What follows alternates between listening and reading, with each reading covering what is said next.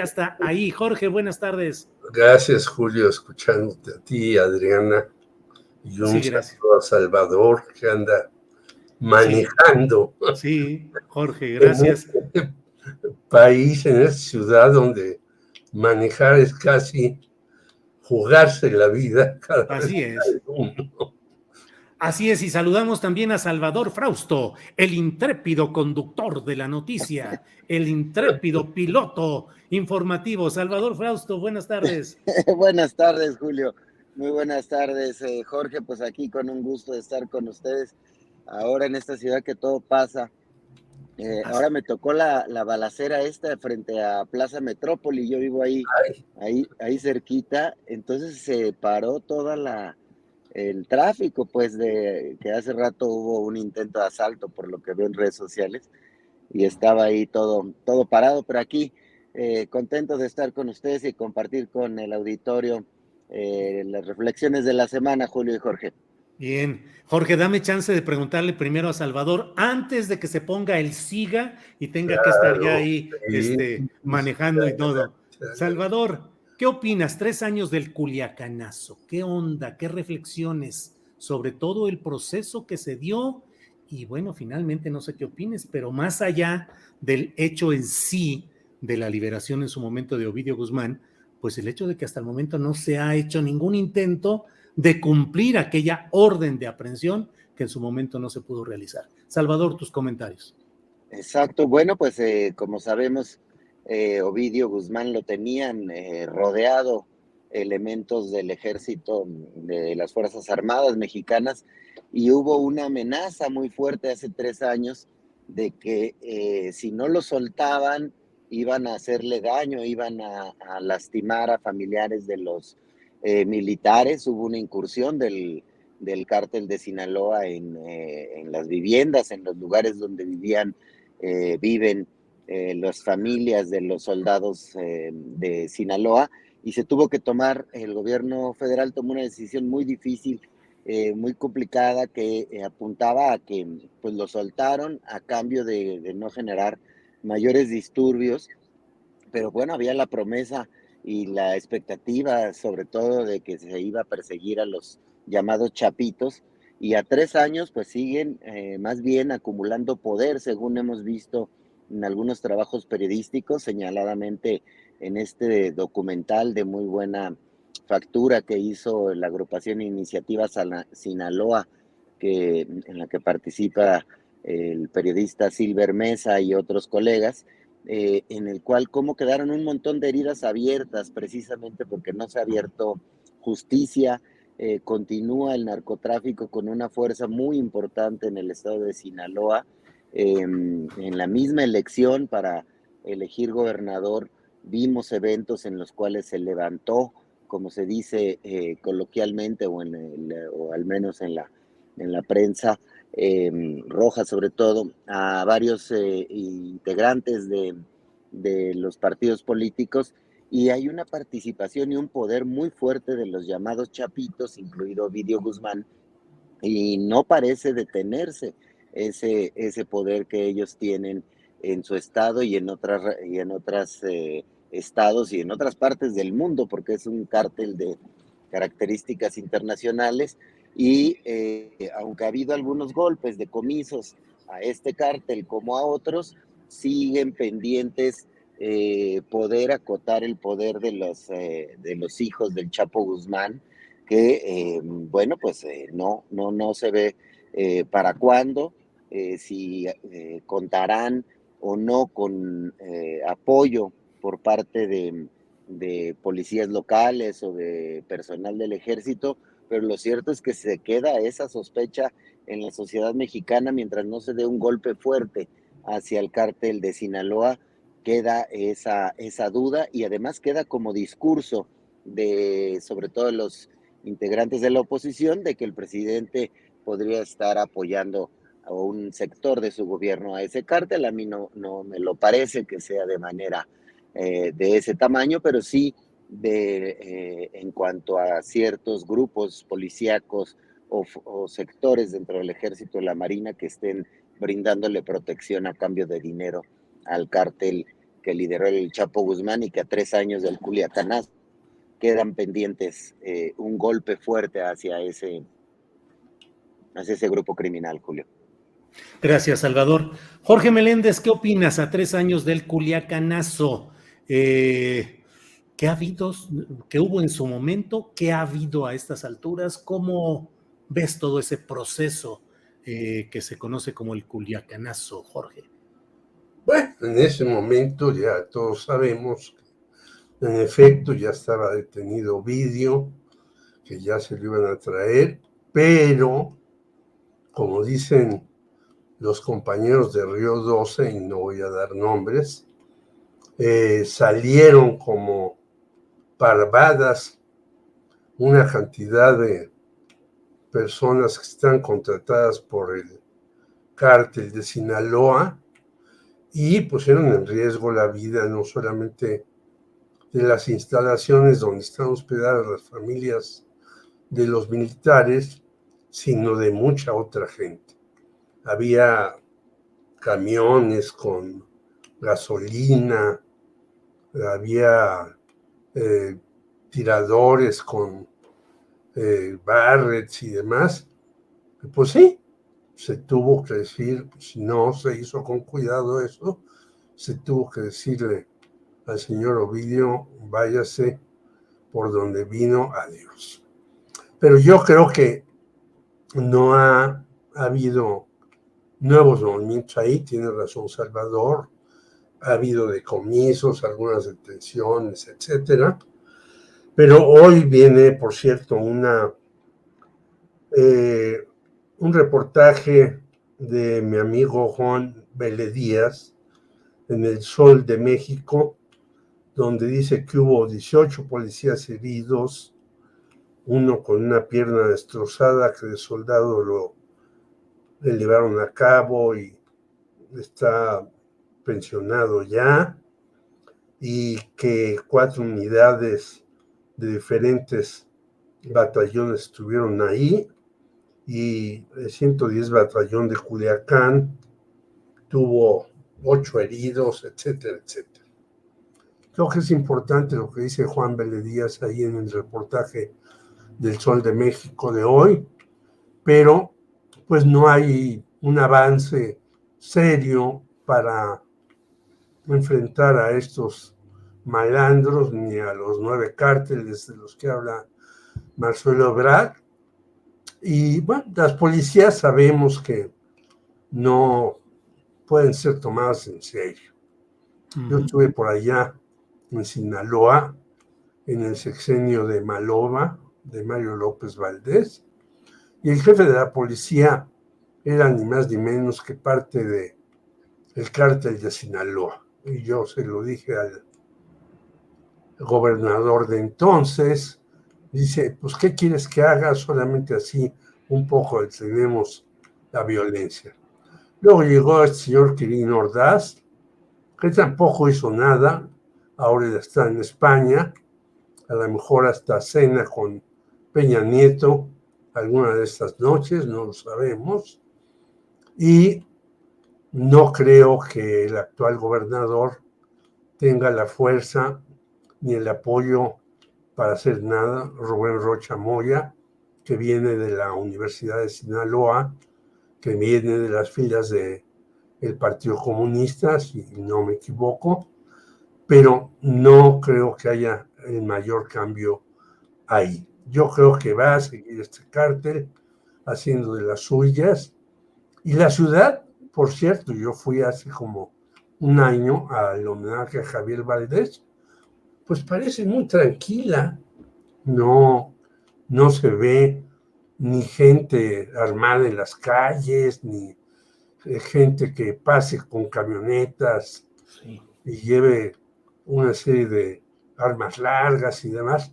No, pero según dicen los periodistas de allá, nada más a una llamada de los chapitos, pues salen decenas de personas que están contratadas por el cártel para hacer muchas cosas, y pareciera que es Culiacán una ciudad tranquila, pero no en manos de Claro. del gobernador, sino en manos de quienes controlan la droga, los estupefacientes y hacen las cosas allá.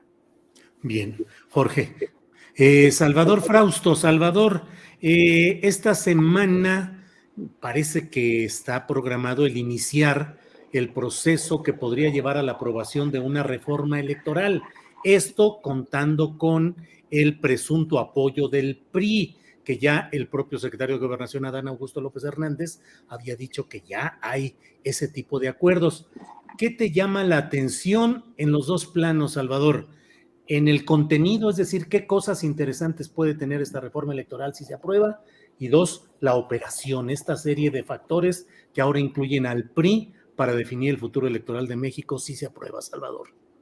Exacto, pues bueno, vimos cómo se partió el PRI en la votación, tanto en la Cámara de Senadores como en la Cámara de Diputados, por la Guardia Nacional, y desde ese momento se prefiguró lo que podría ser una alianza al menos parcial de Morena, el PT, el Verde y el PRI. Ya Morena ha insistido en tres elementos básicos de su reforma electoral, que son, digamos, tópicos que ha subrayado el propio presidente López Obrador, que tiene que ser un INE austero, tiene que ser un INE que cueste menos de lo que cuesta actualmente. Está la propuesta de que los consejeros electorales sean elegidos a través de una votación, lo cual nos recuerda, pues no hemos visto algo similar en México. Solo me recuerda a la manera en la que eligen a los cherifes en Estados Unidos, los cuales pues son sometidos a ser electos por la ciudadanía en tareas tan importantes como son la seguridad. Y bueno, pues elegir a los miembros del INE sonaría extraño porque no parecen los académicos que han estado en esos puestos, como muy populares, como muy conocidos por la ciudadanía, así que eso implicaría que hagan un esfuerzo por darse a conocer los aspirantes a ser consejeros del INE, a campañas y a métodos de publicidad en los cuales puedan ser conocidos, lo cual pues tendría que ser discutido porque el presupuesto para hacer campañas pues también es dinero normalmente del erario. Pues serían esos dos asuntos principalmente. Habría otro que representen a la ciudadanía, sería el tercer punto que pide la reforma de Morena, que representen a la ciudadanía, pero que va vinculado pues sobre todo a esa manera de elección que le conviene sin duda a Morena. Eso es lo que me llama sobre todo la atención, porque al tener el presidente López Obrador más o menos un 60% de popularidad y sus propuestas ir avanzando y tener más o menos esos niveles de popularidad y de aceptación entre la población, podría darse ahí un choque de trenes entre estos dos grandes polos. Por un lado, el asunto del PAN y Movimiento Ciudadano y lo que queda del PRD, y también hemos visto algunos de los militantes del PRD que se suman a las propuestas de reformas legislativas que hace Morena. Entonces yo creo que es una discusión que apenas empieza, me parece muy interesante que comenzará esa discusión. Ya ha habido reuniones entre Adán Augusto López y dirigentes del PRI. También el propio dirigente del PRI ha dicho que todo está por discutirse, que no están ellos pensando en votar en automático esa reforma que propone Morena, sino solo si se le hacen algunas adecuaciones. Y también menciona más o menos los mismos términos, que haya transparencia, que haya un presupuesto adecuado para el asunto, pero sin duda va a ser muy fuerte porque ahí sí cuenta con muchos apoyos el INE tal como está en ciertos grupos de intelectuales, en los grupos relacionados con el grupo Nexos, con el grupo Letras Libres, y tienen muchos articulistas que comentan en periódicos, que hablan en radio y en televisión. Así que la discusión se va a poner muy buena. A mí me parece que la conclusión ya veremos hacia dónde va, pero que el PRI y probablemente el PRD van a volver a votar y acercarse a los planteamientos que hace Morena. En buena medida, probablemente por presiones que les hagan, por promesas de sumarlos a puestos políticos, algunos de ellos, pero también creo que por una cuestión electoral, que es más popular las posiciones hasta el momento del presidente López Obrador y de Morena que las posiciones que están sosteniendo y que siguen defendiendo el PAN y Movimiento Ciudadano. Entonces, creo que por ahí viene esa discusión y todavía hay mucha tela por donde cortar, pero ya me animé ahí a hacer el presagio de que pueden partirse PRI y PRD de nueva cuenta hacia el lado de Morena, Julio. Bien, gracias, Salvador. Jorge Meléndez, postrecito, nos llega el final, postrecito, lo que desees agregar, comentar. Por ahí estoy leyendo que la senadora Kenia López Rabadán del Partido Acción Nacional dice que ella también quiere ser candidata al gobierno de la Ciudad de México por el PAN. Ya está ahí también Xóchitl Gálvez. Hay presuntas cartas aspirantes del lado de Morena, pero en fin. Lo que desees comentar sobre este tema o lo que tú desees, Jorge. Muy rápidamente sobre el INE. Transparencia. Pocos reglamentos para que alguien se inscriba como partido, como asociación política. Ahora es verdaderamente imposible tener un nuevo partido. Sí. Puede haber 80,000 partidos como hay. Por ejemplo, vimos las elecciones en Brasil, vimos las elecciones en Francia, hay muchísimos partidos. Unos sacan 0%, otros 1%. Pues que cada quien se inscriba en el partido que quiera.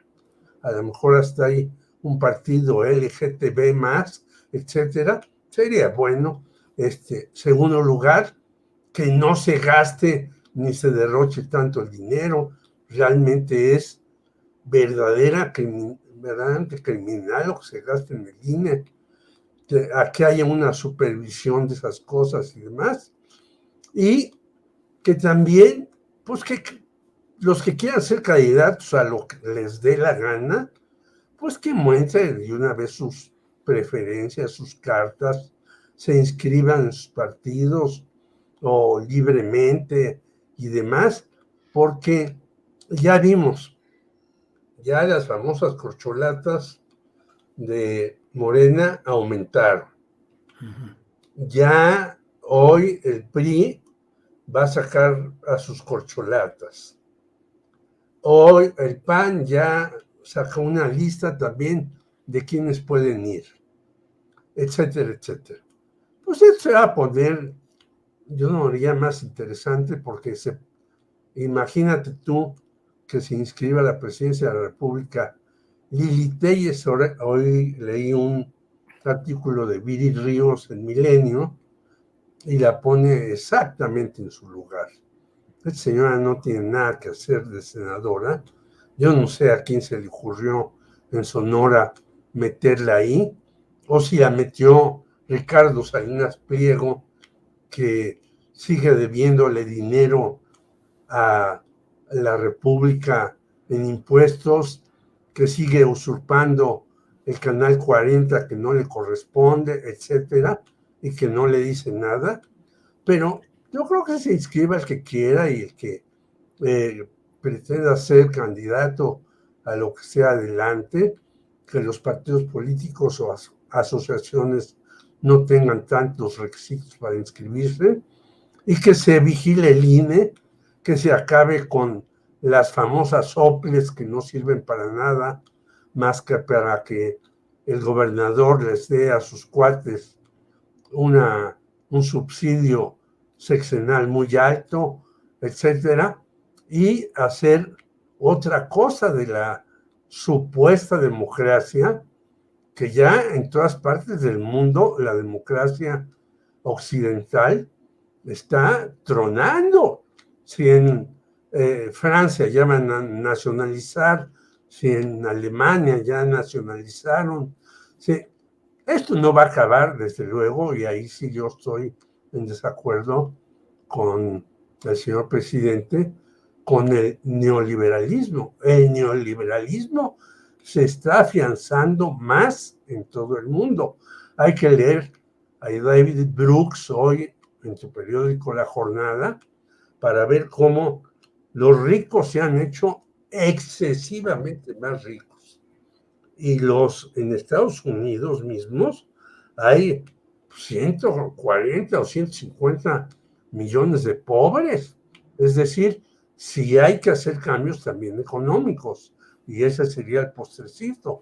Si no se hacen cambios económicos, si no se meten cintura a los ricos, con una reforma, con un impuesto, pues la situación va a estar peor y la lucha política va a ser más descarnada, pero no va a acabar ni a cambiar nada en serio de fondo en ningún país. Bien, Jorge, gracias. Salvador Frausto, Salvador, postrecito, lo que desees agregar ya al final de esta mesa, por favor. Claro, bueno, pues yo creo que la sucesión en, en, en la Ciudad de México está adquiriendo tintes interesantes.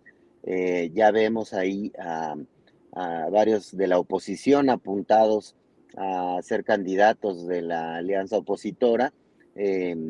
Santiago Taboada, Kenia López Rabadán, que es senadora.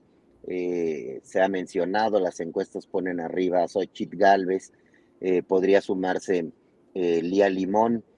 Hay varias opciones de figuras de la oposición que han hecho ruido y que están teniendo, por ejemplo, Santiago Taboada tiene buenas calificaciones en cuanto a aprobación en su alcaldía, que es la Benito Juárez, es una de las que el PAN suele ganar con mucha, prácticamente de todos los últimos años. Entonces, lo que vemos ahí es que va a haber una lucha interesante, una pasarela para ver quién es el candidato de la oposición y abriga muchas esperanzas, sobre todo para la oposición, por los resultados ocurridos en el 2021, cuando pues se partió, recuerdan aquel mapa que salía en los medios y en redes sociales, media Ciudad de México pintada de morado y media Ciudad de México pintada de azul. Ahí están ya las fuerzas muy parejas, muy equilibradas. La crítica al gobierno de López Obrador y de Claudia Sheinbaum se concentra fuertemente en ciertas zonas de la Ciudad de México y bueno, pues van a ser una gran apuesta a la oposición, así como no se ve cómo pueden competir por la presidencia de la República, sí se ve que puedan competir por la capital del país y están haciendo las corcholatas chilangas azules, están haciendo su tarea de estarse moviendo y de estar ahí jugando, ¿no? Fuertemente. También la senadora Kenia López Rabadán, pues hace como su especie de mañanera y sale en videos y es muy aguerrida y en el mismo Congreso siempre está teniendo posiciones muy fuertes a nivel discursivo.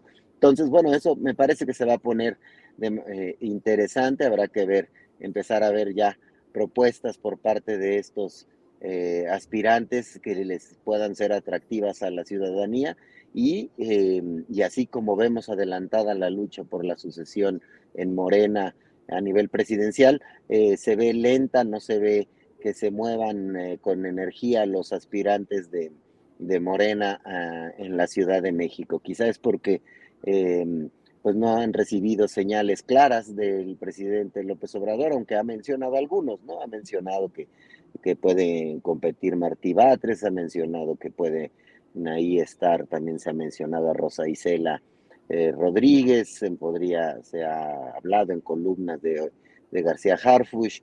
Entonces, bueno, pues podría ahí haber algún asunto interesante y más si Monreal sigue llevándose más o menos bien con el presidente o por lo menos con Adán Augusto y terminan ofreciéndole en algún momento la candidatura para la Ciudad de México, que ya no la tuvo y se enojó aquella vez que Claudia Sheinbaum le ganó en las encuestas. Entonces, ahí me parece interesante que se está moviendo bien el asunto político en la Ciudad de México, Julio y Jorge.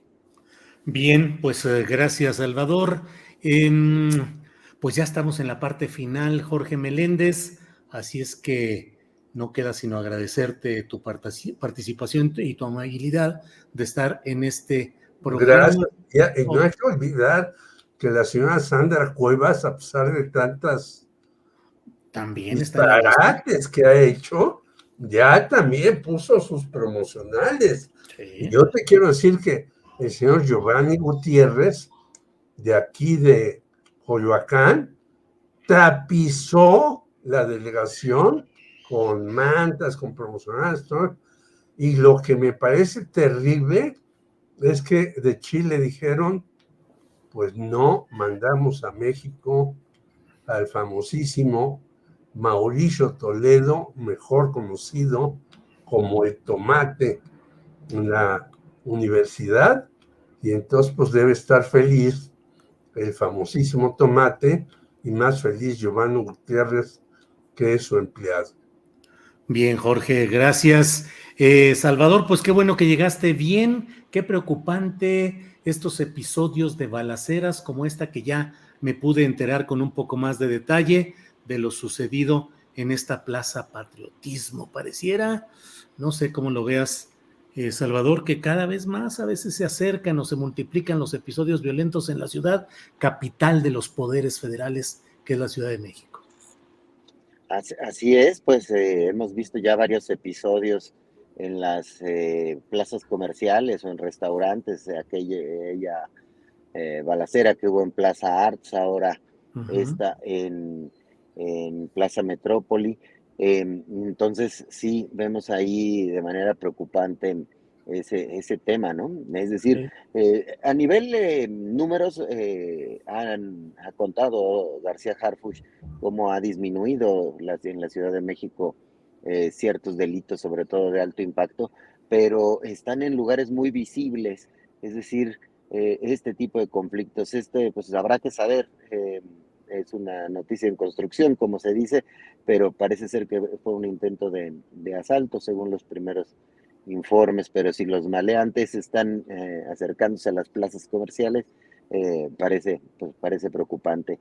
Y pues gracias por la invitación de nueva cuenta a participar en este espacio. En lugar de bajar precios, aumentan los balazos. Vaya. Sí, exacto. Salvador, gracias, intrépido conductor informativo. Gracias, Salvador, hasta luego. Gracias, Julio. Jorge, Gracias, Jorge. gracias por Abrazos todo. a todos. Estén muy bien. Gracias. Buenas tardes.